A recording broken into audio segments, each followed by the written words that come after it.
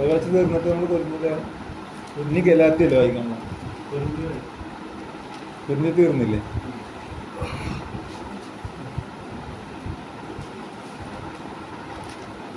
പെരുന്തലേനും വായിച്ച നമ്മൾ തീർന്നു രണ്ടും. ഓർക്കണില്ലേ?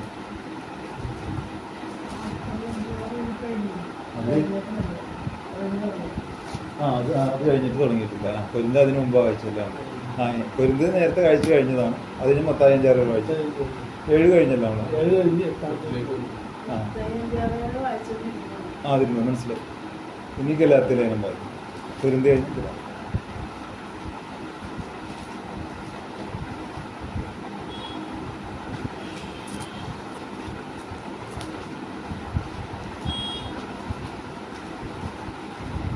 പൗലോസ് ഗലാത്യർക്ക് എഴുതിയ ലേഖനം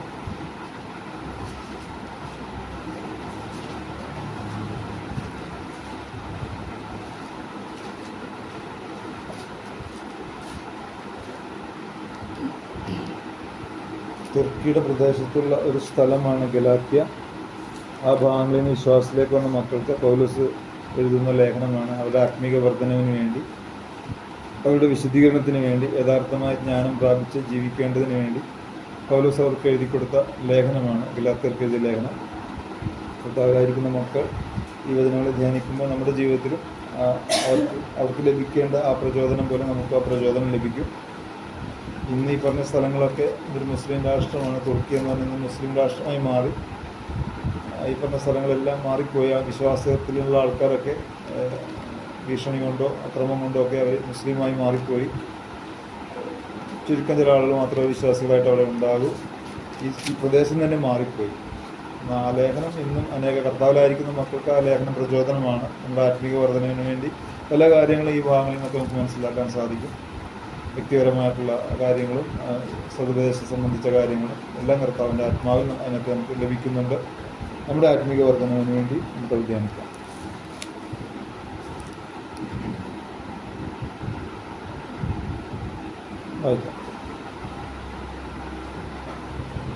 മനുഷ്യനിൽ നിന്നല്ല, മനുഷ്യനാലുമല്ല, യേശുക്രിസ്തുവിനാലും അവനെ മരിച്ചവരുടെ ഇടയിൽ നിന്ന് ഉയർപ്പിച്ച പിതാവായ ദൈവത്താലും അത്രേ അപ്പോസ്തലനായ പൗലോസും കൂടെയുള്ള സകല സഹോദരന്മാരും ഗലാത്യ സഭകൾക്ക് എഴുതുന്നത്. പൗലോസും കൂട്ടുപ്രവർത്തിക്കാരും കൂടി ഒരുമിച്ചാണ് ഇത് എഴുതുന്നത്. ഇത് പ്രാപിച്ചത്, ഈ എഴുതുന്ന കാര്യങ്ങൾ പ്രാപിച്ചത് മനുഷ്യനാലല്ല, മനുഷ്യനിൽ നിന്ന് കിട്ടിയതല്ല എന്ന് പറയുന്നത്, എടുത്തു സാക്ഷ്യപ്പെടുന്നു. മനുഷ്യനിൽ നിന്നല്ല, മനുഷ്യനാലുമല്ല. ഇത് മനുഷ്യനിൽ നിന്ന് കിട്ടിയതല്ല, ഇത് മനുഷ്യനാലുമല്ല, യേശുക്രിസ്തുവിനാലും അവനെ മരിച്ചവരുടെ ഇടയിൽ നിന്ന് ഉയർപ്പിച്ച പിതാവായ ദൈവത്താലും അത്രേ. പിതാവ്, പുത്രൻ, പരിശുദ്ധാത്മാവ് എന്ന 3 ആളത്വങ്ങളിലായി വ്യാപരിക്കുന്ന ഏക ദൈവത്തിൽ നിന്ന് പ്രാപിച്ച അറിവാണ് നിങ്ങളോട് പങ്കുവെക്കുന്നത് എന്ന് പൗലോസ് സാക്ഷ്യപ്പെടുത്തുകയാണ്. ഉയർപ്പിച്ച പിതാവായ ദൈവത്താലും അത്രേ അപ്പോസ്തലനായ പൗലോസ് കൂടെയുള്ള സഹോദരന്മാരും ഗലാത്യ സഭകൾക്ക് എഴുതുന്നത്. പിതാവായ ദൈവത്തിങ്കിൽ നിന്നും നമ്മുടെ ദൈവവും പിതാവുമായവന്റെ ഇഷ്ടപ്രകാരം ഇപ്പോഴത്തെ ദുഷ്ടലോകത്തിൽ നിന്ന് നമ്മെ വിടുവിക്കേണ്ടതിന് നമ്മുടെ പാപങ്ങൾ നിമിത്തം തന്നെത്താൻ ഏൽപ്പിച്ചു കൊടുത്തവനായി നമ്മുടെ കർത്താവായ യേശുക്രിസ്തുവിങ്കിൽ നിന്നും നിങ്ങൾക്ക് കൃപയും സമാധാനം ഉണ്ടാകട്ടെ. അവൻ എന്നേക്കും മഹത്വം. ആമേൻ. നമ്മൾ എങ്ങനെയാണ് ഈ കൃപയിലേക്ക് വന്നത് എന്ന് പൗലോസ് പറയുന്നു. പിതാവായ ദൈവത്തിൻ്റെ ഇഷ്ടപ്രകാരം ഈ ദുഷ്ടലോകത്തിൽ നിന്ന് കോടാനൂടി മനുഷ്യർ, 800 കോടിയോളം ജനങ്ങളുണ്ട്. ഇവരെല്ലാവരും വിശ്വാസികളല്ല, ഇവരെല്ലാവരും ദൈവമക്കളല്ല. ദുഷ്ടത വഴി മരണശേഷം ജീവിതമൊന്നുമില്ല എന്ന് വിചാരിച്ചുകൊണ്ട് സകല ചെടിയുമാക്കളുടെ പുറകെ പോയി സഞ്ചരിച്ച് നശിച്ചുകൊണ്ടിരിക്കുകയാണ്. അക്രമവും അനീതിയും ചതിയും വഞ്ചനയും എല്ലാ തിന്മകളും നഷ്ടപ്പെട്ടുകൊണ്ടിരിക്കുകയാണ്. എന്നാൽ അതിനിടയിൽ നിന്ന് കുറച്ച് മക്കളെ കർത്താവ് തിരഞ്ഞെടുക്കും. ദൈവത്തിൻ്റെ നിർണയമാണ്. എന്തുകൊണ്ട് ഏതുകൊണ്ട് നമുക്ക് ചോദ്യമില്ല. പിതാവായ ദൈവത്തിൻ്റെ മനസ്സിൻ്റെ അകത്ത തീരുമാനമാണ്. ലോകസ്ഥാപനത്തിന് മുമ്പേ ദൈവം നമ്മളെ ക്രിസ്തുവിൽ തിരഞ്ഞെടുത്തു. അമ്മയുടെ ഉദരത്തിൽ ഉരുവാകും മുമ്പേ ഞാൻ നിന്നെ കണ്ടു. അപ്പോൾ അമ്മയുടെ ഉദരത്തിൽ എല്ലാവരും അമ്മയുടെ ഉദരത്തിൽ ഉരുവായി തന്നെയാണ് ഭൂമിയിലേക്ക് വന്നിട്ടുള്ളത്. 800 കോടി ജനങ്ങളും അങ്ങനെ തന്നെയാണ്. പക്ഷെ ചുരുക്കം മക്കളെക്കുറിച്ച് പറയും, അമ്മയുടെ ഗർഭത്തിൽ ഉരുവാകും മുമ്പേ ഞാൻ നിന്നെ കണ്ടു.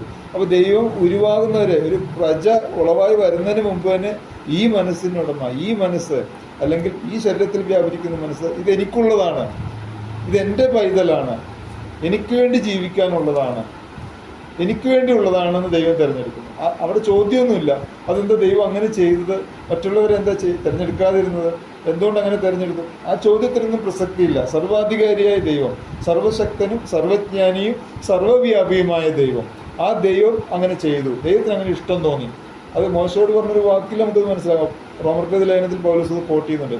എനിക്ക് കനിവ് തോന്നണം എന്നുള്ളവനോട് എനിക്ക് കനിവ് തോന്നുകയും എനിക്ക് കരുണ തോന്നണം എന്നുള്ളവനോട് എനിക്ക് കരുണ തോന്നുകയും ചെയ്യും. ദൈവം, ആ തീരുമാനം ദൈവത്തിൽ നിന്ന് പുറപ്പെടുന്നതാണ്, ദൈവത്തിൻ്റെ തീരുമാനമാണ്. ആ തീരുമാനത്തോട് എതിർക്കാൻ ആർക്കും കഴിയില്ല.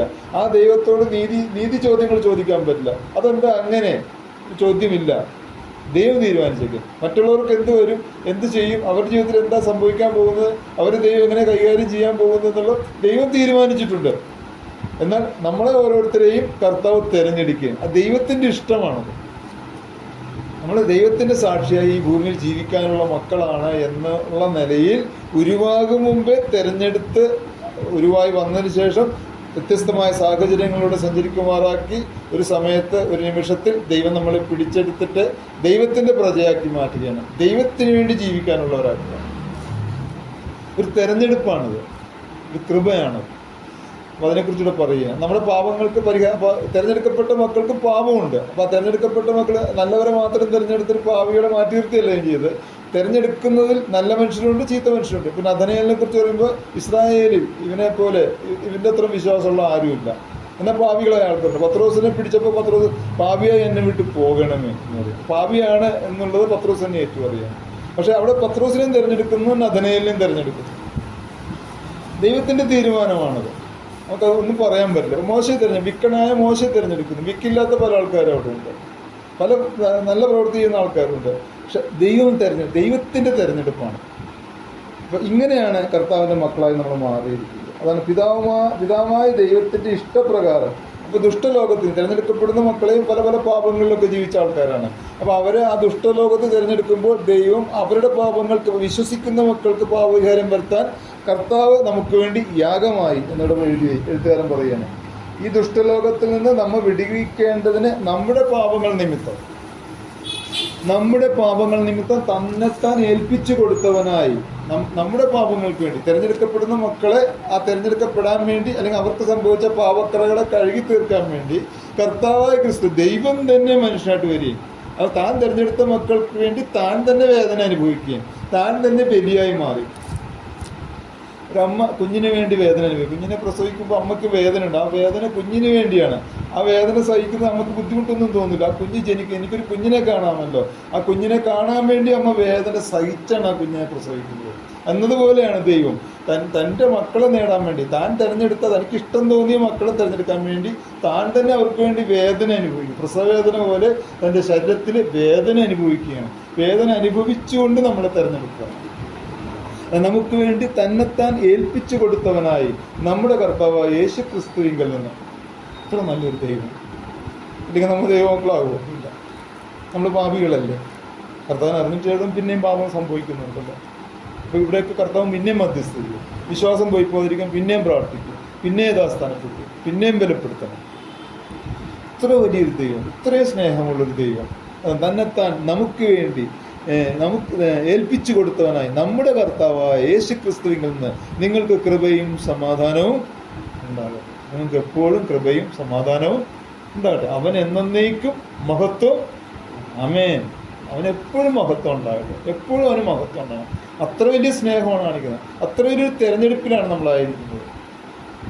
നമുക്ക് വേറെ ചോദ്യം ചോദിക്കേണ്ട ആവശ്യമില്ല. നമ്മുടെ നീതിബോധത്തിൽ അവരെന്താ തിരഞ്ഞെടുക്കാനത് കർത്താവ്, അവരെന്താ അങ്ങനെ, അത് നമ്മുടെ മാനുഷികമായ രീതിയിൽ ചോദിക്കുന്ന ചോദ്യങ്ങളാണ്. ആ ചോദ്യത്തിനൊന്നും ഉത്തരവില്ല. അത് മോശയെ അങ്ങനെ ചോദിക്കുന്നുണ്ട്. അപ്പോൾ മോശയ്ക്കും അനുഭവപ്പെടുന്നു, മോശയ്ക്ക് ഉത്തരം കൊടുക്കുന്നുണ്ട്. മറഞ്ഞിരിക്കുന്നതൊക്കെയും യഹോവയ്ക്കുള്ളത്. അതിനെക്കുറിച്ച് നീ ചോദിക്കണ്ട, നീ അതിനെക്കുറിച്ച് അറിയണ്ട. മറഞ്ഞിരിക്കുന്നതൊക്കെ ദൈവത്തിനുള്ളത്. അത് ദൈവം എന്തെങ്കിലും തീരുമാനിച്ചിട്ടുണ്ടാകും. അപ്പോൾ നമ്മളെ തിരഞ്ഞെടുക്കപ്പെട്ട് നമ്മൾ സന്തോഷിക്കുക. അതിൽ സന്തോഷിച്ചുകൊണ്ട് ദൈവം എന്തിനു തിരഞ്ഞെടുത്തോ ആ തിരഞ്ഞെടുത്ത കാര്യങ്ങൾ ചെയ്യുക, ഏൽപ്പിച്ച കാര്യങ്ങൾ ചെയ്തുകൊണ്ട് ജീവിച്ചു പോവുക. സെലക്ഷനാണത്. വലിയൊരു അനുഗ്രഹമാണ്. ഇത്ര വലിയൊരു കൃപ നഷ്ടപ്പെടാതെ സൂക്ഷിക്കേണ്ടത് നമ്മുടെ കടമയാണ്. ദൈവം തിരഞ്ഞെടുത്തതാണ്, അപ്പോൾ നഷ്ടപ്പെടാനും സാധ്യതയുണ്ട്.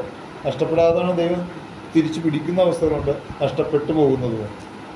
അപ്പോൾ അതൊക്കെ ദൈവത്തിൻ്റെ നിർണയമാണ്. കർത്താവിലായിരിക്കുന്ന മക്കൾ അത് നഷ്ടപ്പെടാതെ സൂക്ഷിക്കണം. അത് സ്വയമായിട്ടൊരു ഉത്തരവാദിത്വം കൂടെ അവിടെ കാണിക്കുന്നുണ്ട്. അപ്പോൾ എല്ലാവർക്കും സമാധാനം ഉണ്ട്, കൃപയും സമാധാനം ഉണ്ടാകട്ടെ. അവന് എന്നേക്കും മഹത്വം. ആമേൻ. ക്രിസ്തുവിൻ്റെ കൃപയാൽ നിങ്ങളെ വിളിച്ചവനെ വിട്ട് നിങ്ങൾ ഇത്ര വേഗത്തിൽ വേറൊരു സുവിശേഷത്തിലേക്ക് മറിയുന്നത് കൊണ്ട് ഞാൻ ആശ്ചര്യപ്പെടുന്നു. ഗലാത്യയിലെ വിശ്വാസികൾക്ക് സംഭവിച്ചൊരു അപകടം. കർത്താവിൻ്റെ കൃപയാലാണ് ഇവർ വിളിക്കപ്പെട്ടത്. യേശുവിൻ്റെ കൃപയാൽ വിളിക്കപ്പെട്ടു. കൃപയാൽ വിളിക്കപ്പെട്ടിട്ട് യേശുവിൻ്റെ വഴിയിൽ അവർ ജീവിച്ചുകൊണ്ടിരിക്കുകയാണ്. പക്ഷെ പെട്ടെന്ന് വേറൊരു ആശയത്തിലേക്ക് അവർ, അത് വേറൊരു സുവിശേഷത്തിലേക്ക്, വേറൊരു സുവിശേഷം, മറ്റൊരു സുവിശേഷം എന്ന പോലെ, ഒരു സുവാർത്ത തന്നെ എന്ന പോലെ, അത് പരിജ്ഞാനത്തിന് വിരുദ്ധമായിട്ടുള്ള ഉപദേശങ്ങൾ. അതാണ് ഇവിടെ ഉദ്ദേശിക്കുന്നത് പൗലോസ്. യേശു കർത്താവിലൂടെ നമുക്ക് ലഭിച്ച അറിവ് അല്ലെങ്കിൽ ആ പരിജ്ഞാനം അതിന് വിരുദ്ധമായ സുവിശേഷമാണ്. ആ പരിജ്ഞാനത്തിന് വിരുദ്ധമായൊരു നിലയിലേക്ക്. ഇപ്പം പഴയ നിയമം ദൈവത്താൽ തന്നെ സ്ഥാപിക്കപ്പെട്ടതാണ്. പഴയ നിയമം, പുതിയ നിയമം ആരാൽ സ്ഥാപിക്കപ്പെട്ടത് തന്നെയാണ്? ദൈവത്താൽ സ്ഥാപിക്കപ്പെട്ടതാണ്. ഈജിപ്തിന്റെ അടിമത്തത്തിന് പുറപ്പെട്ടു പോകുന്ന കാലത്ത് കൊടുത്ത മോശ മുഖാന്തരം കൊടുത്ത ന്യായപ്രമാണം മോശ മുഖാന്തരം ലഭിച്ചു എന്ന് യോഹന്നാൻ സുവിശേഷം 1 അത് ദൈവം കൊടുത്തു തന്നെ. അതിനുശേഷം ആ കാലാകാലം ജീവിച്ച പ്രവാചകന്മാരിലൂടെ, അതിൽ യെരമ്യാ പ്രവാചകനിലൂടെ ദൈവം വീണ്ടും അരുളപ്പെടുകയാണ്, ഞാൻ ഈജിപ്തിന്റെ അടിമത്തത്തിൽ നിന്ന് പുറപ്പെട്ടു പോകുന്ന കാലത്ത് മോശ കൊടുത്ത ന്യായപ്രമാണം പോലെയല്ല, ഞാൻ പുതിയൊരു നിയമം ചെയ്യുന്ന കാലം വരുന്നു. ദൈവം തന്നെയാണ് പറയുന്നത്. അപ്പോൾ ഒരു പുതിയ നിയമം ദൈവം സ്ഥാപിക്കുകയാണ്. പുതിയ നിയമം സ്ഥാപിച്ചു കഴിഞ്ഞാൽ പിന്നെ പുതിയത് എന്ന് പറയുമ്പോൾ തന്നെ നേരത്തെ ഉണ്ടാകുന്ന ന്യായപ്രമാണത്തെ പഴയതാക്കി. എബ്രായ ലേഖനം പറയുന്നുണ്ട്. പുതിയത് എന്ന് പറഞ്ഞപ്പോൾ നേരത്തെ ഉണ്ടായിരുന്നതിനെ പഴയതാക്കി എന്ന ആ വാക്കിൽ തന്നെ വ്യക്തമല്ലേ എന്ന് എബ്രായ ലേഖനം നമുക്ക് പ്രബോധനം തരുന്നുണ്ട്. അപ്പോൾ ദൈവം പുതിയൊരു ന്യായപ്രമാണം, പുതിയൊരു നിയമം നമുക്ക് തന്നു. യേശുക്രിസ്തു മുഖാന്തരമുള്ള രക്ഷയുടെ ഒരു പുതിയ നിയമം തന്നു. അപ്പോൾ ആ സുവിശേഷത്തിലൂടെ വിളിക്കപ്പെട്ട മക്കളാണ് ഗലാത്യയിലെ മക്കൾ, കർത്താവിലായിരിക്കുന്ന ഓരോ പൈതൽ. അപ്പോൾ ഇവിടെ ഗലാത്യ മക്കൾക്ക് സംഭവിച്ചത് മറ്റൊരു സുവിശേഷത്തിലേക്ക്, ദൈവം സ്ഥാപിച്ച പുതിയ നിയമത്തിന്റെ സന്ദേശങ്ങളിൽ നിന്ന് നിങ്ങൾ വേറൊരു സുവിശേഷത്തിലേക്ക്, ഇതിന് വ്യത്യസ്തമായൊരു ഉപദേശത്തിലേക്ക് എന്തിനാ പോകുന്നത് എന്ന് പൗലോസ് ചോദിക്കും. പോയാൽ നഷ്ടപ്പെട്ടു, ആശയത്തിൽ നിന്ന് പോയാൽ പോയി, അടിസ്ഥാനമാണ്. എന്നാൽ എൻ്റെ വചനത്തിൽ നിലനിൽക്കുന്ന കർത്താവ് അങ്ങനെ പറഞ്ഞത് യോഹന്നാൻ സുവിശേഷം 8-ാം അധ്യായത്തിൽ. വിശ്വസിക്കുന്ന മക്കളോട് കർത്താവ് പറയും, നിങ്ങൾ എൻ്റെ വചനത്തിൽ നിലനിൽക്കുന്നെങ്കിൽ നിങ്ങൾ വാസ്തവമായി സത്യം അറിയുകയും സത്യം നിങ്ങളെ സ്വതന്ത്രന്മാരാക്കുകയും ചെയ്യും. അങ്ങനെ യേശുവല്ല. അപ്പോൾ വചനത്തിൽ നിലനിൽക്കുമ്പോഴാണ് സത്യം അറിയാൻ പറ്റുന്നത്. സത്യം അറിഞ്ഞാലാണ് സത്യം സ്വതന്ത്രമാക്കുന്നത്. കർത്താവ് പറഞ്ഞ വാക്കാണ്. അത് പറഞ്ഞത് പുറത്തുള്ള ആൾക്കാരോടല്ല, വിശ്വസിച്ചവരോട് തന്നെ പറയും. ഇപ്പോൾ വിശ്വസിച്ചവർ വചനത്തിൽ നിലനിന്നാലേ സത്യം അറിയാൻ പറ്റുള്ളൂ. വിശ്വസിച്ചവർ വചനത്തിൽ നിലനിന്നില്ലെങ്കിൽ സത്യം അറിയാൻ പറ്റില്ല. ഇവിടെ അത് സംഭവിച്ചു. അവർ മറ്റൊരു സുവിശേഷം, വചനത്തിൽ നിലനിന്നില്ല, മറ്റൊരു സുവിശേഷത്തിലേക്ക് അവർ അറിയാതെ തിരിഞ്ഞുപോയി. ഇപ്പോൾ പൗലോസ് അവർ വിമർശിക്കുകയാണ്, വഴക്ക് പറയാൻ, എന്താ നിങ്ങൾക്ക് ഇങ്ങനെ സംഭവിച്ചതെന്ന് പറയും, ചോദിക്കും. ക്രിസ്തുവിൻ്റെ കൃപയാൽ നിങ്ങളെ വിളിച്ചവനെ വിട്ട് നിങ്ങൾ ഇത്ര വേഗത്തിൽ വേറൊരു സുവിശേഷത്തിലേക്ക് മാറിയുന്നതുകൊണ്ട് ഞാൻ ആശ്ചര്യപ്പെട്ടു പോവുകയാണ്. നിങ്ങൾ എന്താ ഇങ്ങനെ? നിങ്ങൾക്ക് നല്ലൊരു അനുഭവം കിട്ടിയതല്ലേ? യേശുവിൻ്റെ കൃപയാൽ നല്ല അനുഭവങ്ങളൊക്കെ കിട്ടിയതല്ലേ? പിന്നെ പെട്ടെന്ന് എന്താ അത് മറിഞ്ഞു പോയതെന്താ? നിങ്ങളത് മാറിപ്പോയത് എന്താണ് എന്ന് ചോദിക്കുകയും. അത് വേറൊരു സുവിശേഷം എന്നല്ല, വേറൊരു സുവിശേഷമല്ല. സുവിശേഷം ആകപ്പാടെ ഒന്നേ ഉള്ളൂ, ക്രിസ്തുവിൻ്റെ സുവിശേഷം മാത്രമേ ഉള്ളൂ. അപ്പോൾ പൗലോസ് വ്യക്തമാക്കി, അത് വേറൊരു സുവിശേഷം എന്നല്ല, ചിലർ നിങ്ങളെ കലക്കി ക്രിസ്തുവിൻ്റെ സുവിശേഷം മറിച്ച് കളവാൻ ഇച്ഛിക്കുന്നു എന്നത്.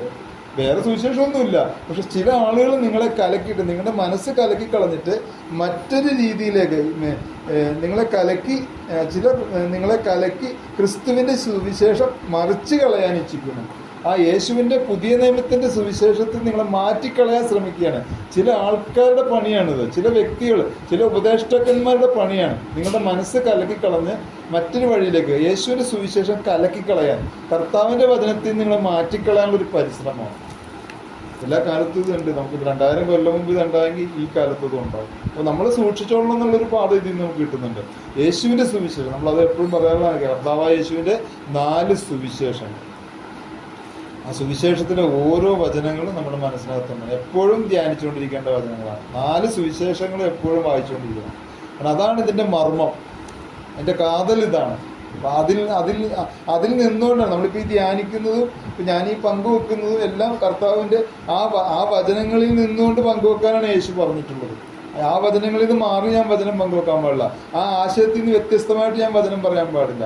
ആ ആശയത്തിൻ്റെ മൂലാർത്ഥത്തിൽ നിന്നുകൊണ്ട് വേണം ഞാൻ വചനം പഠിപ്പിക്കാൻ, അല്ലെങ്കിൽ ഞാൻ കേൾക്കാനാണെങ്കിലും പറയാനാണെങ്കിലും ആ 4 സുവിശേഷങ്ങളിലുള്ള വചനങ്ങളുടെ മൂലാശയങ്ങളിൽ നിന്നുകൊണ്ട് വേണം, എൻ്റെ മനസ്സിനെ അവിടെ കൊണ്ട് നിർത്തിയിട്ട് വേണം ഞാനിത് പറയാൻ.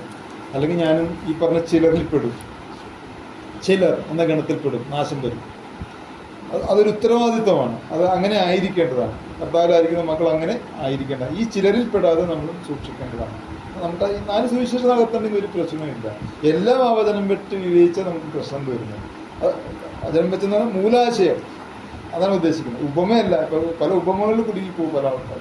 ഉപമയല്ല, അതിൻ്റെ പൊരുളും. ശീലോഹാംകുളത്തിൽ പോയി കഴുകുക എന്ന് പറഞ്ഞാൽ യോഹന്നാൻ അത് വെളിപ്പെട്ട് കിട്ടിയോണ്ടാണ് യോഹന്നാൻ അത് എഴുതി വെച്ചത്. അല്ല നമുക്ക് മനസ്സിലാവില്ല.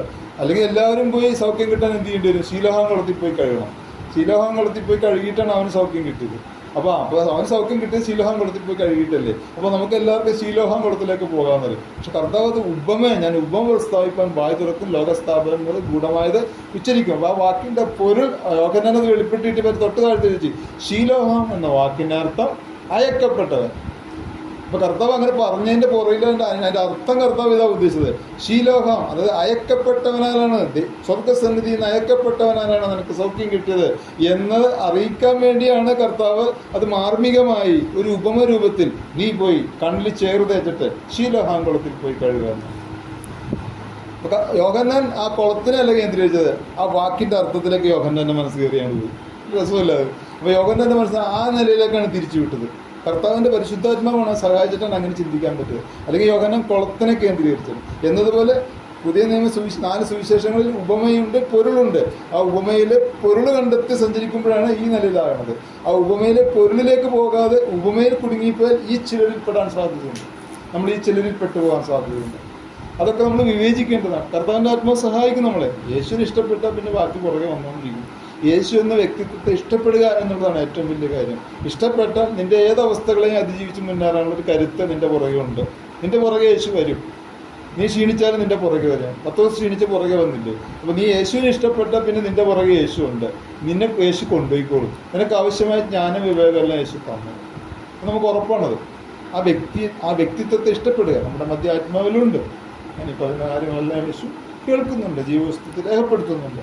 യേശു അത് മാത്രമാണ് ചിന്തിക്കുന്നത്. ആ ഒരു മനസ്സ് വന്ന ബാക്കിയെല്ലാം കർത്താവ് ചെയ്തു നമ്മളെ നയിച്ചോളൂ. യേശു ഇതിൻ്റെ പൊരുളുകൾ തിരിച്ചിട്ടുള്ള ആ ഒരു അനുഭവത്തിൽ തന്നെ.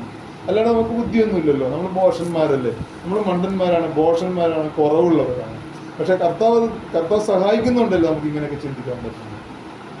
അപ്പോൾ ഈ ചിലരിൽ പെടാതെ നമ്മൾ സൂക്ഷിക്കുക. അപ്പോൾ അത് നിങ്ങൾ സുവിശേഷം മറിച്ച് കളവാൻ ഇച്ഛിക്കുക എന്നത്രേ. ചിലർ നിങ്ങളെ വേറെ സുവിശേഷമൊന്നുമില്ല. പക്ഷെ ചില ആൾക്കാർ ഈ വിശ്വാസം വഴി തന്നെ ജീവിക്കുന്ന ആൾക്കാർ, ചില ആൾക്കാർ കലക്കി നിങ്ങളുടെ കർത്താവിൻ്റെ സുവിശേഷം മറിച്ച് കളയാൻ ഇച്ഛിക്കുന്നത്രേ. എന്നാൽ ഞങ്ങൾ നിങ്ങളോട് അറിയിച്ചതിന് വിപരീതമായി ഓരോ ഉറപ്പിക്കുകയാണ്. ഞങ്ങൾ നിങ്ങൾക്ക് പങ്കുവെച്ചെന്ന ആ വചനം, ആ പരിജ്ഞാനം, ഞങ്ങൾ നിങ്ങളോട് അറിയിച്ച സുവിശേഷത്തിന് വിപരീതമായി ഞങ്ങളാകട്ടെ, സ്വർഗത്തിൽ നിന്നൊരു ദൂതനാകട്ടെ നിങ്ങളോട് സുവിശേഷം അറിയിച്ചാൽ അവൻ ശപിക്കപ്പെട്ടവനാണ്. അപ്പോസ്തലൻ ഉറപ്പിച്ചു പറയും, പൗലോസ് പറയും. അപ്പം ഞങ്ങൾ ആ പങ്കുവെച്ച കർത്താവായ ക്രിസ്തുവിന് പ്രാപിച്ച ആ ജ്ഞാനം ഞങ്ങൾ തന്നിട്ടുണ്ട്. ഈ ജ്ഞാനത്തിന് വ്യത്യസ്തമായിട്ട് ആരെങ്കിലും നിങ്ങളോട് സുവിശേഷം അറിയിച്ചാൽ അവനെ ഞങ്ങൾ തന്നെ ഇനി പറഞ്ഞാൽ പോലും നിങ്ങൾ കേൾക്കണ്ട. ഇനി സ്വർഗത്തിൽ നിന്നൊരു ദൂതൻ പ്രത്യക്ഷപ്പെട്ടിട്ട് സംസാരിച്ചാലും വിശ്വസിക്കരുത്. ഇപ്പോൾ പഴയ നിയമത്തിലുള്ള മീഖായേലിൻ്റെ ഒക്കെ കാലം, മീഖായേലിന്മേൽ പരിശുദ്ധാത്മാവ് വന്നു. 400 യഹോവയുടെ പ്രവാചകന്മാർ ബോഷ്കിൻ്റെ ആത്മാവ്. ഈ ബോഷ്കിൻ്റെ ആത്മാവ് എവിടെ നിന്നാണ് വന്നത്? സ്വർഗത്തിൽ നിന്നാണ്. ദൈവം ചോദിക്കുന്നുണ്ട്, ഞാൻ അവരെ വശീകരിക്കാം, നീ എങ്ങനെ വശീകരിക്കും എന്ന് ആ ദൂതനോട് ചോദിക്കുമ്പോൾ ദൂതൻ പറയും, ഞാൻ അവരെ ബോഷ്കിൻ്റെ ആത്മാവിനെ വശീകരിക്കുന്നു. ചെല്ലും, നിനക്ക് സാധിക്കുന്നത്. ദൈവത്തിൻ്റെ അടുത്ത് നിന്ന് തന്നെയാണ് ഈ വന്നത്. അപ്പോൾ ദൈവത്തിൻ്റെ അടുത്ത് നിന്ന് തന്നെ ബോഷ്കിൻ്റെ ആത്മാവിൽ സഞ്ചരിക്കുന്നു. ബോഷ്കിനാൽ തെറ്റിക്കാൻ വേണ്ടി 400 പ്രവാചകന്മാരിൽ വ്യാജത്തിൻ്റെ ബോഷ്കിൻ്റെ ആത്മാവിനെ പ്രവേശിപ്പിച്ച് പ്രവചിപ്പിക്കാൻ ആ സ്വർഗത്തിൽ നിന്ന് തന്നെ ദൂതം വരും. അത് അവന് സത്യത്തിനോട് താല്പര്യമില്ലാത്തതുകൊണ്ട് ബോഷ്കിൻ്റെ ആത്മാവിനെ ഏൽപ്പിച്ചു കളയുന്നു. മീഖായാവ് സത്യത്തോട് താല്പര്യമുള്ളതുകൊണ്ട് പരിശുദ്ധാത്മാവിൽ സഞ്ചരിക്കപ്പെടുന്നു. അപ്പോൾ സ്വർഗത്തിൽ യോഹന്നാൻ പൗലോസ് പ്രബോധിപ്പിക്കുകയാണ്, സ്വർഗത്തിൽ നിന്നൊരു ദൂതം പോലും പ്രത്യക്ഷപ്പെട്ട്, ഇനി ഇതേപോലെ ഒരു ബോഷ്കിൻ്റെ ആത്മാവിൽ ദൂതം പോലും പ്രത്യക്ഷപ്പെട്ടിട്ട് നിങ്ങളോട് ഞങ്ങൾ ഈ പങ്കുവെച്ചെന്ന വചനപരിജ്ഞാനത്തിന് വിരോധമായി, യേശു കർത്താവിലൂടെ ഞങ്ങൾ പ്രാപിച്ച ജ്ഞാനത്തിന് വിരുദ്ധമായി സംസാരിച്ചാൽ ശപിക്കപ്പെട്ടവനായിട്ട് എണ്ണിക്കൊള്ളാൻ പറയും. ഞങ്ങൾ തന്നെ പറഞ്ഞാലും നിങ്ങൾ കേൾക്കരുത് എന്ന് പറയും. അതായത് സുവിശേഷത്തിൽ ഒരിക്കലും മാറ്റമില്ല. ഇന്ന് പല മത നേതാക്കന്മാരും ഇന്നിപ്പോൾ അവർ മരണം അവരെ തട്ടിയെടുത്തു. അവർ പല ആലോചനകളൊക്കെ പറഞ്ഞു, കാലാനുസരണമായി സുവിശേഷത്തിന് മാറ്റം വരുത്തണം, ഈ വാക്കുകളൊക്കെ തിരുത്തൽ വരുത്തണം, ഈ കാലത്തിനനുസരിച്ച് ഈ സുവിശേഷം മാറണം എന്ന് പറഞ്ഞു. സുവിശേഷമല്ല മാറിയത്, ആള് മാറി, ആളെ കൊണ്ടുപോയി. സുവിശേഷം മാറില്ല. അത് യേശുവിൻ്റെ വാക്കല്ലേ, ആകാശവും ഭൂമിയും മാറിപ്പോകും. എൻ്റെ വായിൽ നിന്നുള്ള വചനത്തിൽ നിന്ന് വള്ളിയെങ്കിലും പുള്ളിയെങ്കിലും ഒരു നാളും ഒഴിഞ്ഞു പോവുകയില്ല. പറഞ്ഞത് സ്വർഗത്തിൽ നിന്ന് ഇറങ്ങിയാന്നാളാണ്. ആ വാക്ക് മാറ്റാൻ ലോകത്തിൽ ആർക്കും സാധ്യമല്ല, ആർക്കും സാധിക്കില്ല. കർത്താവിൻ്റെ വചനമാണത്. അപ്പം അങ്ങനെ മത നേതാക്കന്മാർ ചിന്തിച്ചു, കോടാനുകോടി അനുചരന്മാരുള്ള ആൾക്കാരാണ് ചിന്തിച്ചത്. അവരെ നീക്കി യേശുവിൻ്റെ വാക്ക് പിന്നെയും ജൈത്രയാത്ര നടത്തിക്കൊണ്ടിരിക്കും. ഈ വചനത്തെ തോൽപ്പിക്കാൻ ആർക്കും സാധ്യമല്ല. അതാണ് ദൈവത്തിൻ്റെ ആത്മാവിൻ്റെ വചനമാണ്. അപ്പോൾ ശക്തിയോട് തന്നെ പറയും, ഞങ്ങൾ അറിയിച്ച എന്നാൽ ഞങ്ങൾ നിങ്ങളോട് അറിയിച്ചതിന് വിപരീതമായി ഞങ്ങളാകട്ടെ സ്വർഗത്തിൽ നിന്നൊരു ദൂതനാകട്ടെ നിങ്ങളോട് സുവിശേഷം അറിയിച്ചാൽ അവൻ ശപിക്കപ്പെട്ടവൻ. ഞങ്ങൾ വീണ്ടും ഉറപ്പിക്കേണ്ട പൗലോസ്, ഞങ്ങൾ മുൻപറഞ്ഞതുപോലെ ഞാൻ ഇപ്പോൾ പിന്നെയും പറയുന്നു, നിങ്ങൾ കൈക്കൊണ്ട സുവിശേഷത്തിന് വിപരീതമായി ആരെങ്കിലും നിങ്ങളോട് സുവിശേഷം അറിയിച്ചാൽ അവൻ ശപിക്കപ്പെട്ടവൻ. അപ്പോൾ കർത്താവിൻ്റെ വചനത്തിൽ നിന്ന് നമ്മളെ മാറ്റുന്ന, യേശുവിൻ്റെ വഴിയിൽ തന്നെ ജീവിക്കുന്നവരാണ് എന്ന് പറഞ്ഞ് നമ്മൾ എടുത്ത് വരും. അതാണ് യേശു അവിടെ പറഞ്ഞത്, എൻ്റെ നാമത്തിൽ അനേകർ വരും. നമ്മൾ യേശുവിൻ്റെ നാമം പറഞ്ഞു വരുമ്പോൾ പൊതുവെ നമ്മൾ ആരാണെങ്കിലും യേശുവിൻ്റെ കാര്യമല്ലേ പറയുന്നത്, യേശുവിനെ കുറിച്ചല്ലേ പറയുന്നത് വിചാരിച്ച് നമ്മൾ വിശ്വസിച്ച് പോകും. പക്ഷേ യേശുവിൻ്റെ പേരും പറഞ്ഞു വന്നിട്ട് യഹോവയുടെ സാക്ഷികളും വന്നത് നമ്മൾ ഞങ്ങൾ യേശുവിൻ്റെ സുവിശേഷകരാണെന്ന് പറഞ്ഞാൽ വന്ന് വീട്ടിൽ കയറി കഴിഞ്ഞിട്ടാണ് യേശു ദൈവമല്ലെന്നുള്ള ഉപദേശത്തിലേക്ക് അവർ കൊണ്ടുപോകും. പതുക്കെ അവർ ആ വഴിക്ക് കൊണ്ടുപോകും. എന്നതുപോലെ സുവിശേഷത്തിന് വിപരീതമായി യേശുവിൻ്റെ പേരും പറഞ്ഞു തന്നെ ആയിരിക്കും നമ്മൾ. ആ വാക്കുകൾ ശ്രദ്ധിക്കണം. അവരുടെ ആ മര്യാദയുള്ള പെരുമാറ്റം, അല്ലെങ്കിൽ അവരുടെ സൗമ്യത, അല്ലെങ്കിൽ അവരുടെ ആ വളരെ നല്ലൊരു വ്യക്തിത്വം, അല്ലെങ്കിൽ നല്ല എക്സിക്യൂട്ടീവായിട്ടൊക്കെ വരുന്നു ആയതുകൊണ്ട് നമ്മൾ ബഹുമാനം കൊടുത്ത് അവരെ കയറ്റിയിരുത്തി അവർ പറയുന്നതെല്ലാം ദൈവികമായിരിക്കുമെന്ന് അന്ധമായി വിശ്വസിച്ച് നമ്മൾ അങ്ങോട്ട് കീഴ്പ്പെട്ട് പോകരുത്. അതാണ് പൗലോസ് പറയുന്നത്. ഞങ്ങൾ അറിയിച്ചതിന് വിപരീതമായി മറ്റൊരു സുവിശേഷം പറഞ്ഞ് അവനെ ശപിക്കും. അപ്പോൾ അവരുടെ വാക്കുകൾ ശ്രദ്ധിക്കണം. അവർ പറഞ്ഞു വരുന്ന വചനങ്ങൾ യേശുവിൻ്റെ സുവിശേഷ വചനാനുസരണമാണ്. യേശുവിനെ ഏറ്റു പറഞ്ഞുകൊണ്ട് നമ്മുടെ അടുത്തേക്ക് വന്നിട്ട് നമ്മുടെ വീട്ടിൽ കയറിയിരുന്ന് കർത്താവായ യേശുവിൻ്റെ ആൾക്കാരാണ്, ഞങ്ങൾ യേശുവിൻ്റെ സുവിശേഷകരാണെന്നൊക്കെ പറഞ്ഞു വന്നിട്ട് അവസാനം യേശുവിൻ്റെ വചനത്തിൽ നിന്ന് മാറി പതുക്കെ വേറെ വഴിയിലേക്ക് നമ്മളെ അവരുടെ വാക്കുകൾ നമ്മൾ ശ്രദ്ധിക്കണം. അവരുടെ ഉപദേശം ശ്രദ്ധിക്കണം. യേശുവിൻ്റെ വചനത്തിൽ നിന്ന് മാറ്റി അവർ വേറെ വഴിക്ക് കൊണ്ടുപോകുന്നുണ്ടോ? അതൊരു യേശുവിൻ്റെ പേരിലുള്ള സംഘടിത മതചിന്താഗതി തന്നെ ആകാം. ഒരു മതത്തിൽ ചേർക്കാനുള്ള അവസ്ഥയാണോ? യേശു മതം സ്ഥാപിച്ചിട്ടില്ലല്ലോ, അപ്പോസ്തലന്മാരും മതം സ്ഥാപിച്ചിട്ടില്ല. ഇത് സത്യത്തിൻ്റെ മാർഗമാണ്, ലോകത്തെ കീഴ്പ്പെടുത്തുന്ന ഒരു മാർഗമാണ്, മതമല്ല ഇത്. യേശുവിൻ്റെ ഒരു മതം ഉണ്ടാക്കി ജീവിക്കാൻ പറ്റും, പണം സമ്പാദിക്കാൻ പറ്റും. അപ്പോൾ പണസമ്പാദനത്തിനായിട്ട് മതം സ്ഥാപിക്കാൻ വേണ്ടി ആളുകൾ വേണം. അപ്പോൾ അങ്ങനെ ആളുകളെ കൂട്ടിച്ചേർത്തൊരു മതം ഉണ്ടാക്കി പണം സമ്പാദിക്കാൻ വേണ്ടി യേശുവിൻ്റെ പേരും പറഞ്ഞു. കാരണം പരിശുദ്ധനായ ഒരാളെ കുറിച്ച് പറഞ്ഞാൽ ആർക്കും എതിരില്ലല്ലോ. അപ്പോൾ അങ്ങനെയൊക്കെ വരാൻ സാധ്യതയുണ്ട്. അപ്പോൾ ഈ വാക്കുകൾ ശ്രദ്ധിക്കണം നമ്മൾ. ഇവരെങ്ങോട്ടാ കൊണ്ടുപോകണത് നമ്മളെ? ഇവർ യേശുവിൻ്റെ പേരും പറഞ്ഞു വന്നിട്ട് എങ്ങോട്ട് തിരിച്ചു കൊണ്ടുവന്നു? സുവിശേഷ വചനാനുസരണം തന്നെയാണോ, അല്ലെങ്കിൽ അവിടെ പറഞ്ഞ ഉപമയുടെ പൊരുളിലേക്കാണോ, അല്ലെങ്കിൽ ഉപമയിലേക്കാണോ കൊണ്ടുപോകുന്നത്? ഇതൊക്കെ നമ്മൾ വിവേചിച്ചോണം. ഉപമയിലേക്കോ പൊരുളിലേക്കോ. കാരണം പുറത്തുള്ളവർക്ക് സകല ഉപമകളാൽ അത്ര എന്നാണ്. ദൈവരാജ്യത്തിൻ്റെ മർമ്മങ്ങൾ അറിയാൻ നിങ്ങൾക്ക് വരം ലഭിച്ചിരിക്കുന്നു. അപ്പോൾ ദൈവരാജ്യത്തിൻ്റെ മർമ്മങ്ങൾ അറിയിക്കുന്നത് ദൈവത്തിൻ്റെ കൃപയാണ്, തൻ്റെ പ്രിയന്മാർക്കാണ്, ശിഷ്യന്മാർക്കാണ്. പുറത്തുള്ളവർക്ക് ഉപമകളാണ്. അപ്പോൾ ദൈവത്തിനെ അനുഗമിക്കാൻ തയ്യാറല്ല, അല്ല ദൈവം സെലക്ട് ചെയ്യപ്പെടാത്ത ആൾക്കാർ ഉപമകളിൽ കുടുങ്ങിപ്പോകും. സത്യസാക്ഷികൾ പൊരുളിലേക്ക് പോകും. ഇതൊക്കെ നമ്മൾ വിവേചിച്ചോളണം. അതിന് വേറെ ഒന്നും ചിന്തിക്കാനില്ല. 4 സുവിശേഷം നമ്മുടെ മനസ്സിലാക്കുന്നുണ്ടാവും. അതാണ് ഞങ്ങൾ അറിയിച്ച സുവിശേഷത്തിന് വിപരീതമായി ഞങ്ങളാകട്ടെ സ്വർഗത്തിൽ നിന്ന് ഒരു ദൂതനാകട്ടെ നിങ്ങളോട് സുവിശേഷം അറിയിച്ചാൽ അവൻ ശപിക്കപ്പെട്ട. ഞങ്ങൾ മുൻപറഞ്ഞതുപോലെ ഞാൻ ഇപ്പോൾ പിന്നെയും പറയുന്നു, നിങ്ങൾ കൈക്കൊണ്ട സുവിശേഷത്തിന് വിപരീതമായി ആരെങ്കിലും നിങ്ങളോട് സുവിശേഷം അറിയിച്ചാൽ അവൻ ശപിക്കപ്പെടും. അങ്ങനെ വിശ്വസിക്കാൻ നമ്മൾ ആവശ്യപ്പെട്ടേക്കാണ് കർത്താവ്. കാലാനുസൃതമായി നമ്മൾ ആ വചനങ്ങൾ മനസ്സിലാക്കി വിശ്വസിച്ചോളണം. കർത്താവിലായിരിക്കുന്ന മക്കളെല്ലാം അങ്ങനെ. ഇപ്പം നമ്മൾ 1-ാം നൂറ്റാണ്ടിൽ കർത്താവ് വചനം പറയുമ്പോൾ, ആദിമസഭയിൽ കർത്താവ് വചനം പറയുമ്പോൾ മനുഷ്യൻ്റെ പ്രാണനെ നശിപ്പിക്കാനല്ല രക്ഷിപ്പാൻ എത്ര വന്നത്.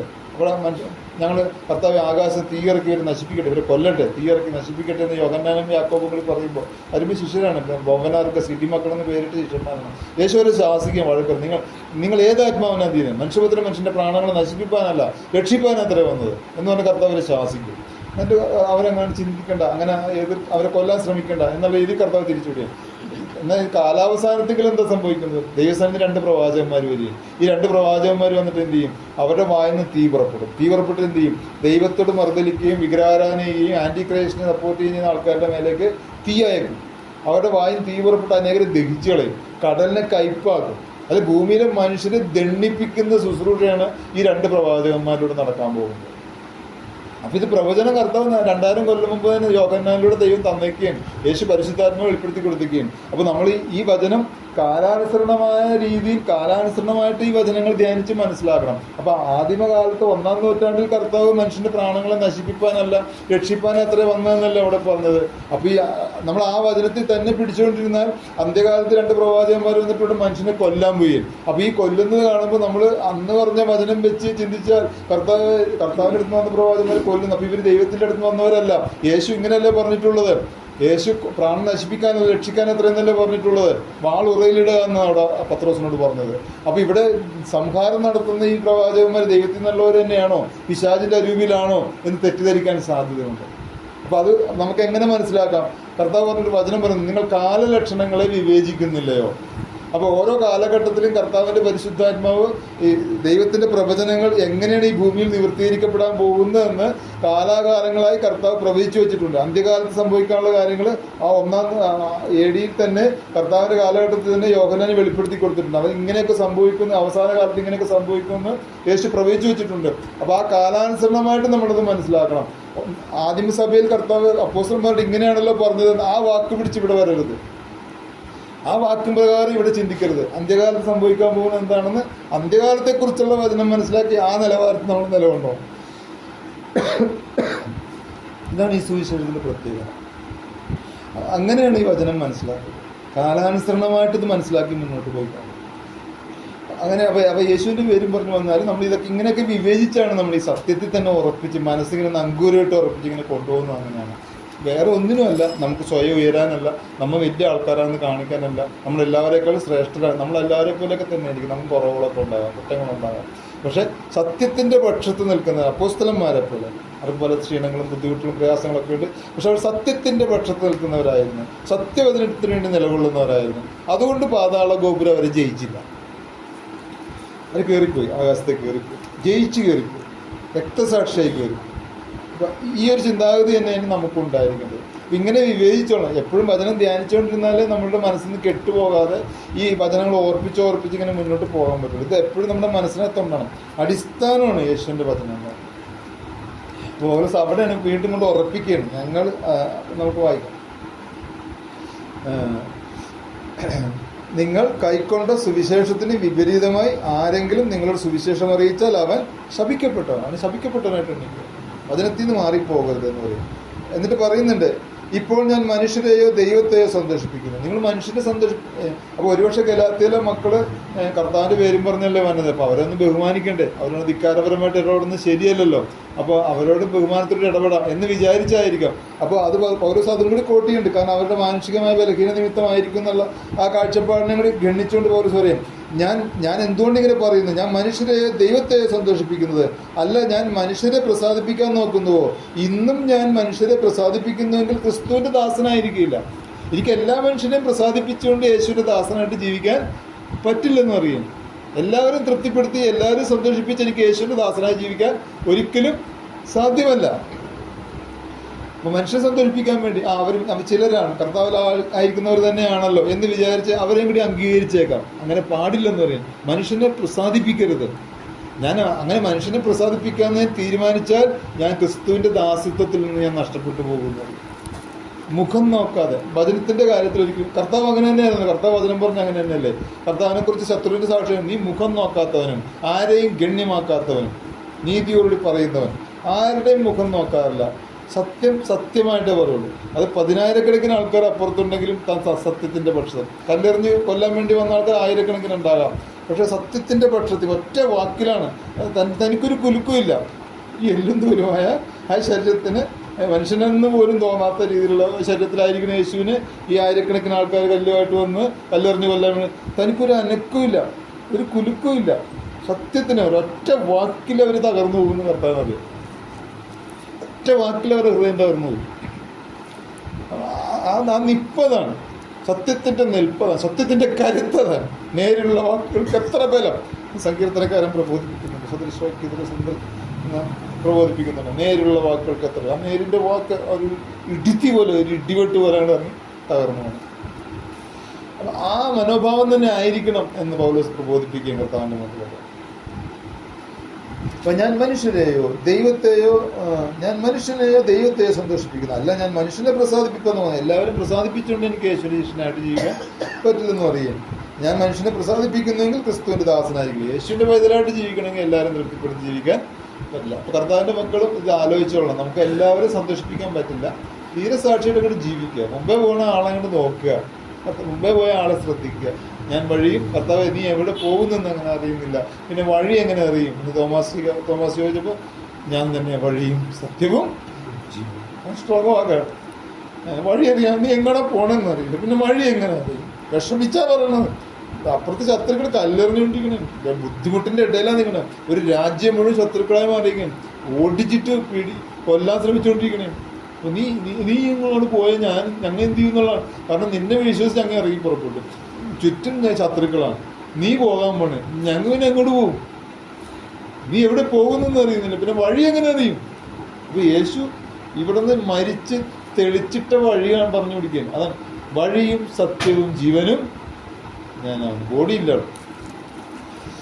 ഞാൻ ഈ പങ്കുവച്ച വചനാനുസരണം നടന്ന് ഞാൻ ഈ കയറിപ്പോണ പോലെ എൻ്റെ പുറകെ അങ്ങോട്ട് പോലെ ഞാനിരിക്കുന്നിടത്ത് നിങ്ങളും ഇരിക്കും.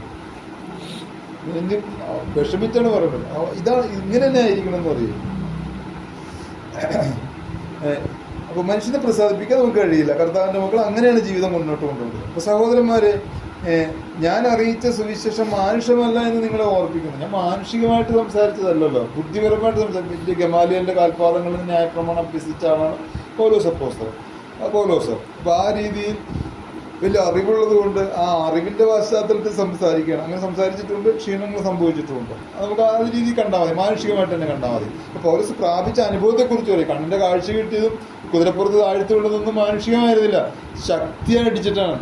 നട്ടുച്ചയ്ക്ക് സൂര്യനെ വെല്ലുന്നൊരു പ്രകാശത്തിലാണ് ക്രിസ്തു പ്രത്യക്ഷനായത്. പൗലോസിന് സൂര്യനെ വെല്ലുന്നൊരു പ്രകാശം നട്ടുച്ചയ്ക്ക് കുതിരപ്പുറത്ത് സഞ്ചരിച്ചുകൊണ്ടിരിക്കുന്ന പൗലോസിൻ്റെ പുറത്തേക്ക് ശൗലേ ശൗലേ എന്നൊരു വിളിയാണ്. നീ എന്തിനെന്നെ പീഡിപ്പിക്കുന്നു? ആ പ്രകാശത്തിൽ നിന്നുള്ള ശബ്ദം കേൾക്കും. ശബ്ദം കേട്ടപ്പോൾ തന്നെ കുതിരപ്പുറത്ത് തെറിച്ച് താഴ്ത്തോട്ട് പിടിക്കും. മാത്രമല്ല രണ്ട് കണ്ണിൻ്റെ കാഴ്ചകൾ പോയി.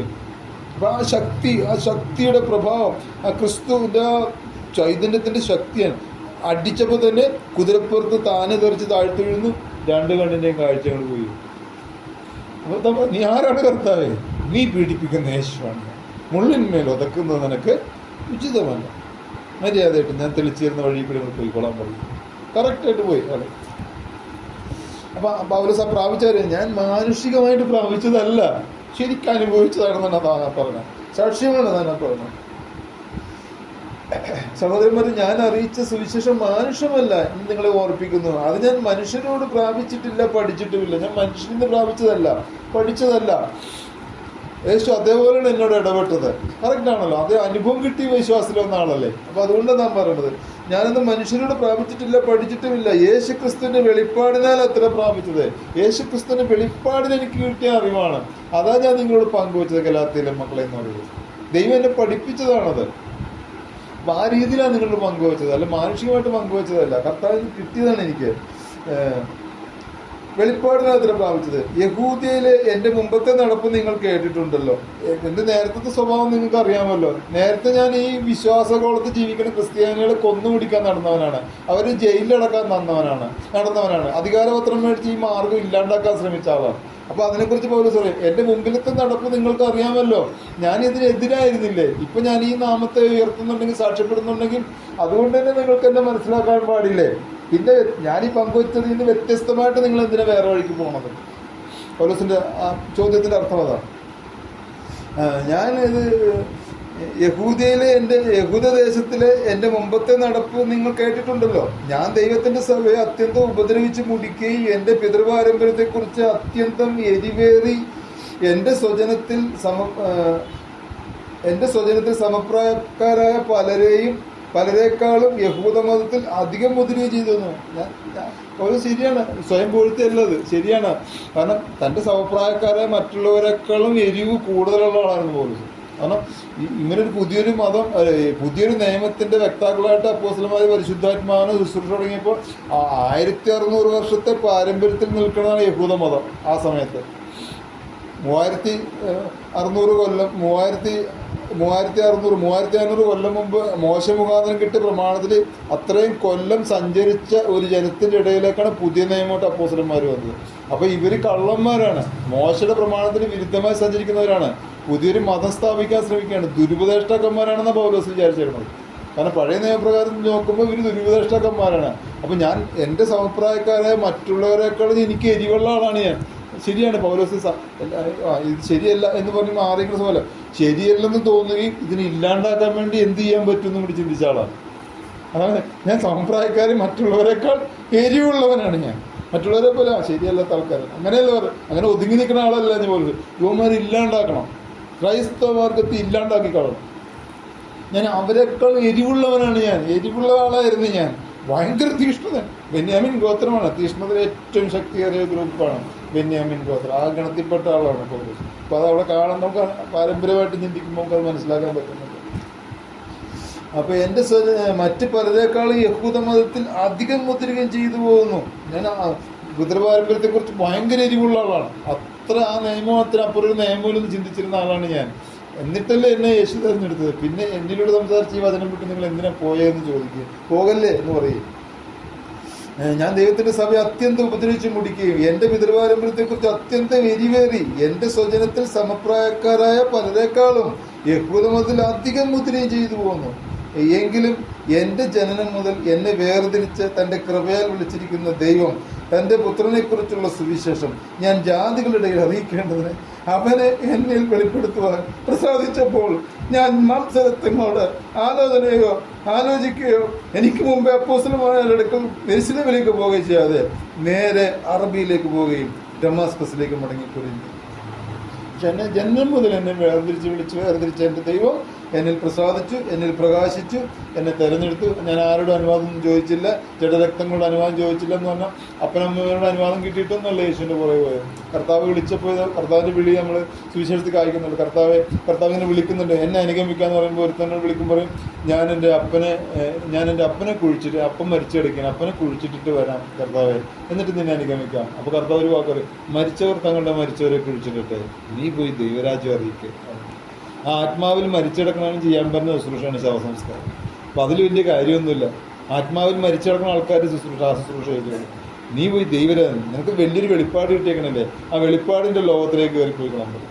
വേറൊരുത്തനെ വിളിച്ചിട്ട് പറയും നീ എന്നെ അനുഗമിക്കാമെന്ന് പറയുമ്പോൾ അവൻ പറയും കർത്താവ് ഞാൻ എൻ്റെ അപ്പനും അമ്മേനോട് അനുവാദം ചോദിച്ചിട്ട് വരട്ടെ, അവരുടെ അനുവാദം ചോദിച്ചിട്ട് ഞാൻ വരാം കർത്താവിനോട് പറയും.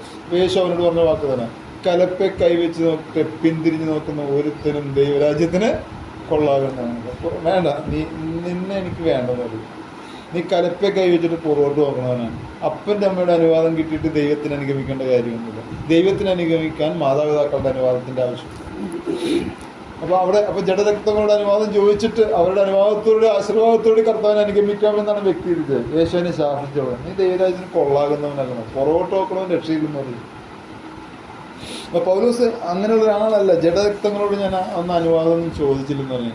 എനിക്ക് വെളിച്ചം കിട്ടി, ഞാൻ ആ വെളിച്ചത്തിൻ്റെ പുറകെ ഓടി. നമ്മളെല്ലാവരും ഇങ്ങനെ തന്നെ ആയിരിക്കണം. കർത്താവ് നമ്മളിൽ പ്രകാശിച്ചു. ഇനി കർത്താവിന് വേണ്ടി ജീവിച്ചും മരിക്കണം. യേശുവിനെ സാക്ഷ്യപ്പെടുത്തി ജീവിച്ചും മരിച്ചോളണം. വെളിച്ചം നമ്മളിൽ മിന്നി, ഇനി ആ വെളിച്ചത്തിന് വേണ്ടിയുള്ളതാണ്. ക്ഷീണമൊക്കെ ഉണ്ട്, പലതരത്തിലുള്ള ക്ഷീണങ്ങളും ബുദ്ധിമുട്ടുകളും പ്രയാസങ്ങളൊക്കെ ഉണ്ട് നമുക്ക്. അതിനൊക്കെ അതിജീവിച്ചോളണം. പിമ്പിലുള്ളത് മറന്ന് മുമ്പിലുള്ള ആഞ്ഞും കൊണ്ട് ഫിലിപ്പിലേഖനത്തിൽ ഈ പൗലോസ് തന്നെ പറയുന്നുണ്ട്, ആഞ്ഞു പിടിക്കുക, ഇനി ആ നാമത്തിന് വേണ്ടി ജീവിച്ചും മരിക്കുക എന്നുള്ളതാണ്. നമ്മുടെ കഴിയും പ്രാപ്തി അനുസരിച്ച് മതി, വലിയ സംഭവമൊന്നും നോക്കണ്ട. നമ്മുടെ ഓരോരുത്തരുടെയും പ്രാപ്തി എന്താണോ, നമുക്ക് ഏതളവിൽ ആത്മാവിനെ തന്നിട്ടുണ്ടോ, ഏതളവിൽ ആ തന്ന അളവിൽ ചെയ്താൽ മതി. കർത്താവ് കൂടുതലൊന്നും ചോദിക്കില്ല. നമുക്ക് തന്ന അളവിലുള്ള ചോദ്യങ്ങൾ നമ്മളോട് ഉണ്ടാകും. നിനക്ക് അപ്പം നമ്മൾ വായിക്കുന്നുണ്ടല്ലോ വെളിപ്പാട് പുസ്തകത്തിൽ, നിനക്ക് അല്പമേ ശക്തിയുള്ളെങ്കിൽ നീ എൻ്റെ വചനം കാത്തു. അപ്പോൾ പരിശുദ്ധാത്മാവിന്റെ ശക്തി വലിയ അളവിൽ ഫിലദൽഫിയ സഭയ്ക്ക് കിട്ടിയിട്ടില്ല, അപ്പോസ്തലന്മാർക്ക് കിട്ടിയ പോലുള്ള കൃപയില്ല. പക്ഷേ കർത്താവ് അവരെയും കൂടി പരിഗണിക്കണേ. നിനക്ക് അല്പമേ ശക്തിയുള്ളൂ, പരിശുദ്ധാത്മാവിന്റെ ശക്തി നിനക്ക് കുറവാണ്, പക്ഷെ നീ എൻ്റെ വചനത്തിൽ പിടിമുറുക്കിയിരിക്കുന്നുണ്ട്. ഭൂതലത്തിൽ എങ്ങും വരാനുള്ള പരീക്ഷാകാലത്ത് ഞാനും നിന്നെ കാക്കും എന്ന് പറയും. നിന്നെ ഞാൻ കാക്കും, ആണ് നീ എൻ്റെ വചനം കാത്തു. എൻ്റെ വചനത്തിൽ പിടിമുറുക്കിയിരിക്കുന്നത് കൊണ്ട് ഭൂലോകം മുഴുവൻ വരാൻ പോകുന്ന പരീക്ഷാകാലത്ത്, പക്ഷെ നിനക്ക് ശക്തി അധികമൊന്നുമില്ല, പക്ഷെ നിന്നെ ഞാൻ കാക്കും എന്ന് പറയും. നിന്നെ ഞാൻ സംരക്ഷിക്കും, കാരണം എൻ്റെ വചനത്തിൽ മുറുകെ പിടിച്ചേക്കുന്ന ആളാണ് നീ. കർത്താവിൻ്റെ പരിഗണന നോക്കി. ശക്തിയുടെ ഏറ്റക്കുറച്ചിലൊന്നും വിഷയമല്ല. അപ്പോൾ അതിൽ നമുക്കൊരു മനസ്സിലാക്കാവുന്ന ഒരു പാഠം, ഓരോരുത്തർക്ക് ലഭിച്ചിരിക്കുന്ന അളവിൽ പോയിക്കോ, വചനത്തെ മുറുകെ പിടിച്ചോളണം, ദൈവം നമ്മൾ നടത്തും, ജയിക്കും നമ്മൾ.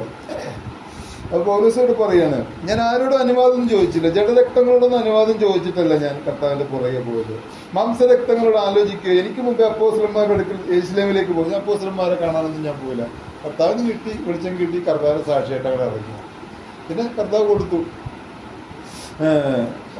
യെരൂശലേമിലേക്ക് പോവുകയും ചെയ്യാതെ നേരെ അറബിയിലേക്ക് പോയി ഡമാസ്കസിലേക്ക് മടങ്ങി പോവുകയും ചെയ്തു. ഞാൻ ആരുടെ അടുത്തേക്കും പോയി, കിട്ടിയ വെളിച്ചത്തിൽ ഞാൻ കത്തി മുന്നോട്ട് പോവുകയും. അപ്പോൾ ഇങ്ങനെയൊക്കെയാണ് ഞാനിത് പ്രാപിച്ചത്. ഗലാത്യ മക്കളെ, നിങ്ങൾക്ക് എന്നിട്ട് നിങ്ങൾ എന്നിലൂടെ പ്രാപിച്ച ആ വചനത്തിൽ നിങ്ങൾ പോകുന്നത് എന്തിനാണ്, മാറിപ്പോകുന്നത് എന്തിനാണ്, മറ്റൊരു സുവിശേഷത്തിലേക്ക് പോകുന്നതാണ്, അങ്ങനെയുള്ള ആൾക്കാരുടെ പുറകെ പോകുന്നത് എന്തിനാണ്, അങ്ങനെയുള്ള ദുരുപദേശങ്ങളുടെ പുറകെ നിങ്ങൾ എന്തിനാണ് പോകുന്നത് എന്ന് ചോദിക്കുകയാണ് പൗലോസ്. സത്യത്തിൽ അത്ര ഉറച്ചു നിന്നോളണം എന്നുള്ളതാണ്. അത്രയ്ക്ക് വിവേചന ബുദ്ധി നമ്മൾ സമ്പാദിച്ചോളണം. പരിശുദ്ധാത്മ വചനത്തിൻ്റെ മർമ്മങ്ങളെക്കുറിച്ച് കൂടുതൽ തിരിച്ചറിയാൻ നമ്മൾ എബ്രായ ലേഖനത്തിലൊക്കെ വായിക്കുന്നത്, നിങ്ങൾ ആദ്യ വചനം വിട്ട് പരിജ്ഞാനപൂർത്തി പ്രാപിക്കാൻ ശ്രമിക്കുക എന്നവിടെ പ്രബോധിപ്പിക്കുന്നുണ്ട്. അപ്പോൾ ആ ആഴത്തിലേക്ക്, 4 സുവിശേഷങ്ങളിൽ ഓരോ വചനങ്ങളുടെയും ആന്തരികമായ അനുഭവത്തിലേക്ക്, അതിൻ്റെ ആഴമേറിയ അറിവിലേക്ക് നമ്മുടെ മനസ്സിനെ കൊണ്ടുപോയി ഉറപ്പിച്ചോളണം എന്നാണ് ഞാൻ പറഞ്ഞത്. അതിന് വ്യത്യസ്തമായിട്ട് പോകേണ്ട ആവശ്യം. അപ്പോൾ പൗലോസ് അതിനെക്കുറിച്ച് പറയും. 3 ആണ്ട് കഴിഞ്ഞിട്ട്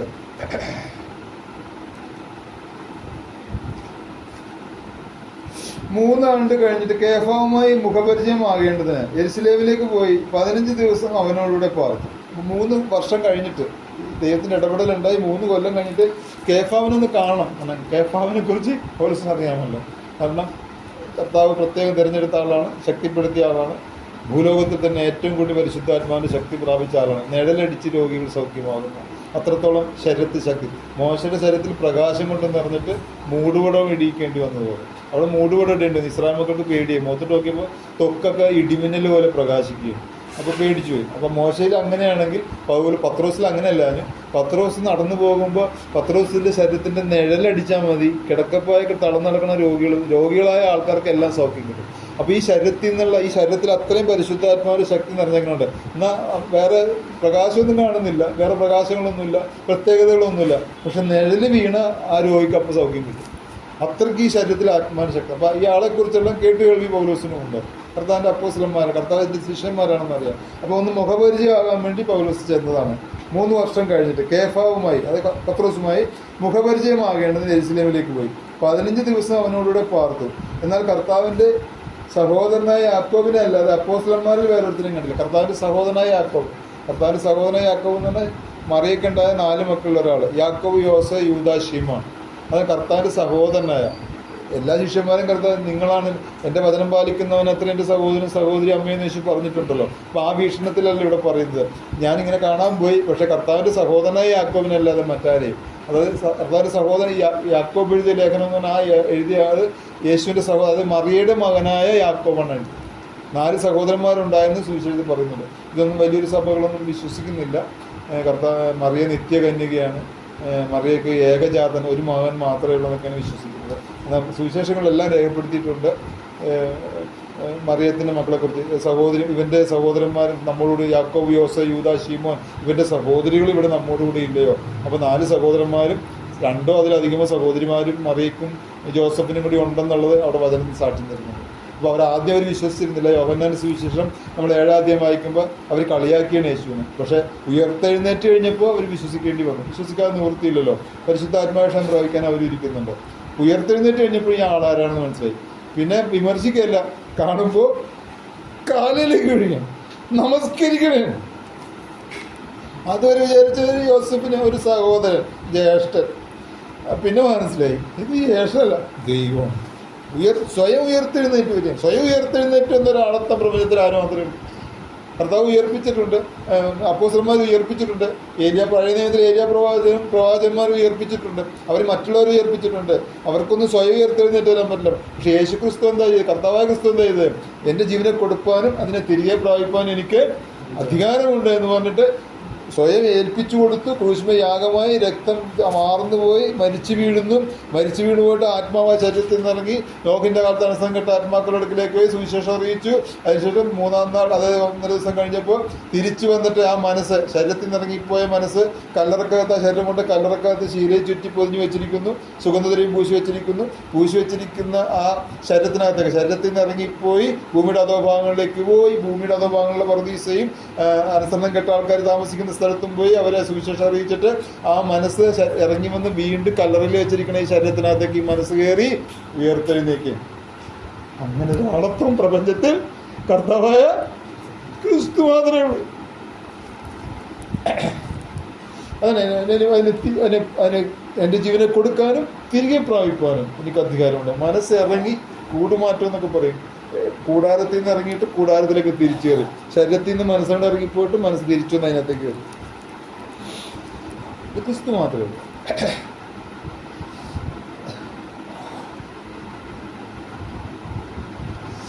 അപ്പോൾ ആ കർത്താവിൻ്റെ സഹോദരൻ, അപ്പം മനസ്സിലായി യേശു ആരാണെന്നുള്ളത്. സഹോദരന്മാർക്കൊക്കെ മനസ്സിലായി, സഹോദരന്മാർ വിശ്വാസത്തിലേക്ക്. അപ്പോൾ അങ്ങനെ വിശ്വാസത്തിലേക്ക് വന്ന യാക്കോബിനെ, അപ്പോൾ യാക്കോബ് ശക്തനായ ആളായി മാറി. ഈ ലേഖനമൊക്കെ എഴുതി ഈ കർത്താവിൻ്റെ സഹോദരനായ യാക്കോബാണ്.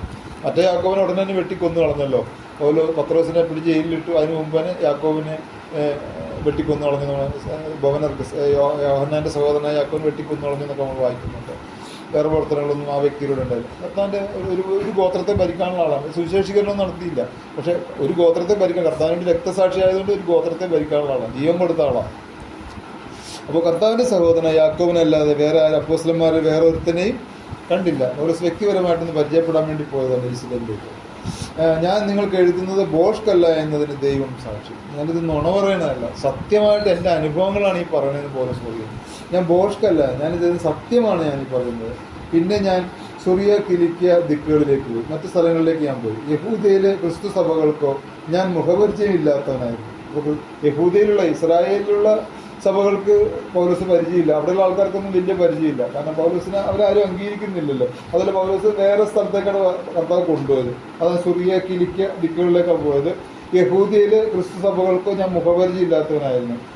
അപ്പോൾ അവരെല്ലാവരും കേട്ടറിഞ്ഞു. അവർ ആ വാർത്ത കേട്ടു. മുമ്പേ നമ്മെ ഉപദ്രവിച്ചവർ, താൻ മുമ്പേ മുടിച്ച വിശ്വാസത്തെ ഇപ്പോൾ പ്രസംഗിക്കുന്നു എന്ന് മാത്രം അവർ കേട്ടു. അപ്പോൾ അവിടെയൊക്കെ പ്രസിദ്ധമായി. നമ്മളെ ഉപദ്രവിക്കാൻ വേണ്ടി അധികാരപത്രം മേടിച്ച് വന്ന ആൾ ഇപ്പോൾ നമ്മൾ സാക്ഷ്യപ്പെടുത്തുന്ന യേശുവിന് പ്രഘോഷണം നടക്കുന്നുണ്ട് എന്നുള്ള കാര്യം അവിടെ മുഴുവൻ അറിഞ്ഞു. ആളെ നേരിട്ട് മുഖാമുഖം കണ്ടിട്ടില്ല.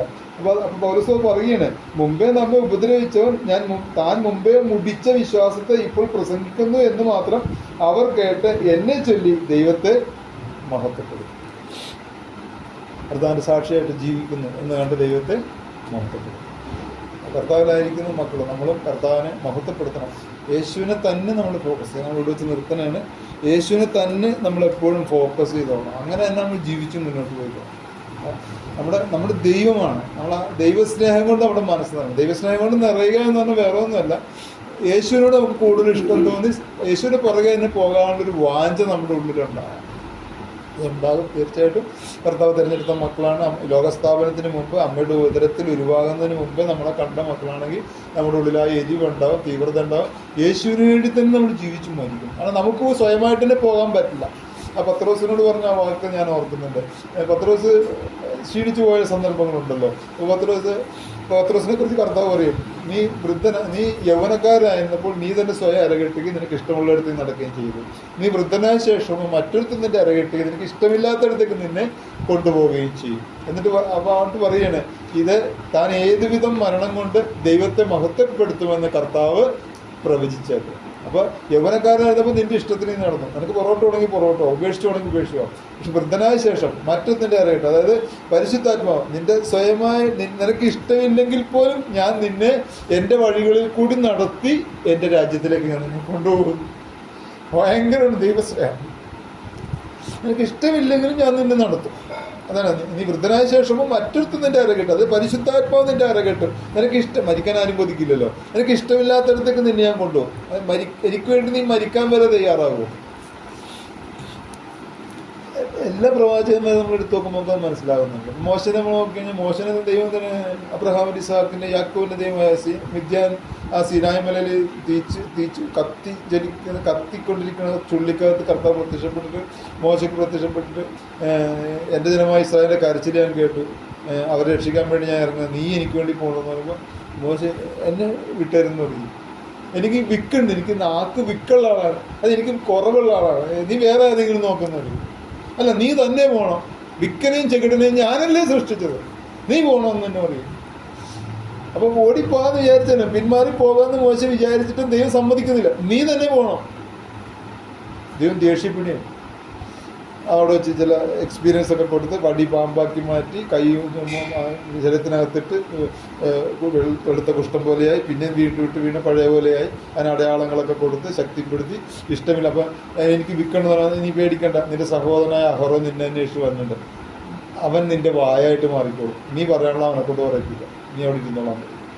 അവന് നീ ദൈവത്തെ പോലെ ഇരിക്കും, ദൈവത്തിൻ്റെ അരുളപ്പാട് നിന്നിലൂടെ ഞാൻ കൊടുക്കും. അപ്പം അവന് നീ ദൈവം പോലെ ഇരിക്കും, നീ നിന്റെ വായായിരിക്കും അവൻ, നിന്റെ ചേട്ടൻ വന്നിട്ടെന്ന്. അപ്പം ഇഷ്ടമില്ലെന്ന് പറഞ്ഞാലും ഇല്ല, ഇത് വേറെ ആരെങ്കിലും നോക്കാതെ ഇല്ല, നീ തന്നെ പോകണം.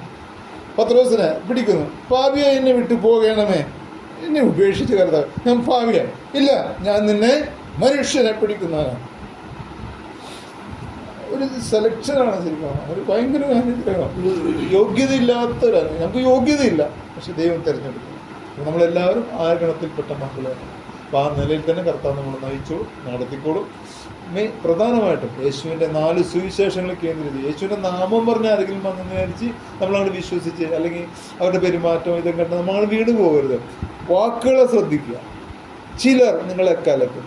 സുവിശേഷത്തിന് വ്യത്യസ്തമായി, യേശുക്രിസ്തുവിൻ്റെ പരിജ്ഞാനത്തിന് വ്യത്യസ്തമായിട്ട് വരുന്ന ഒരു ആശയ സംഹിതക്കും നമ്മുടെ മനസ്സേൽപ്പിച്ചു കൊടുക്കും. നല്ല ശ്രദ്ധ വേണം നമ്മളങ്ങനെ ഡീൽ ചെയ്യണമെങ്കിൽ.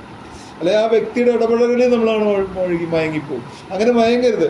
വായിന്ന് വീഴുന്ന വാക്കുകളെന്ന് പറഞ്ഞാൽ കർത്താവിൻ്റെ മക്കൾ കരുത്തരാണ്, ക്രിസ്തുവിൻ്റെ മനസ്സുള്ളവരാണ്, ശക്തരാണ്. ആശയപരമായിട്ട് അവരെ നേരിടാൻ ആർക്കും കഴിയില്ല, ആശയപരമായി അവരെ തകർക്കാൻ ആർക്കും കഴിയില്ല. പിന്നെ കർത്താവിൻ്റെ പരിശുദ്ധാത്മാവ് വേണ്ട സപ്പോർട്ട് നമുക്ക് ചെയ്ത് നമ്മൾ നടത്തുകയും ചെയ്യും. നമ്മൾ ജയിച്ചോളും. കുറവുകളും ക്ഷീണങ്ങളൊക്കെ ഉണ്ട്, അപ്പോസ്തലന്മാർ എല്ലാവർക്കും ഉണ്ടായിരുന്നു, അതിനൊക്കെ ജയിച്ചോളും.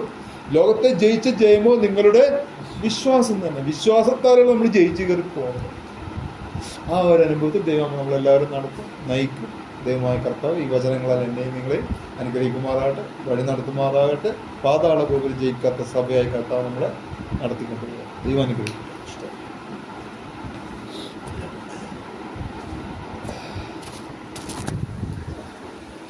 കർത്താവ്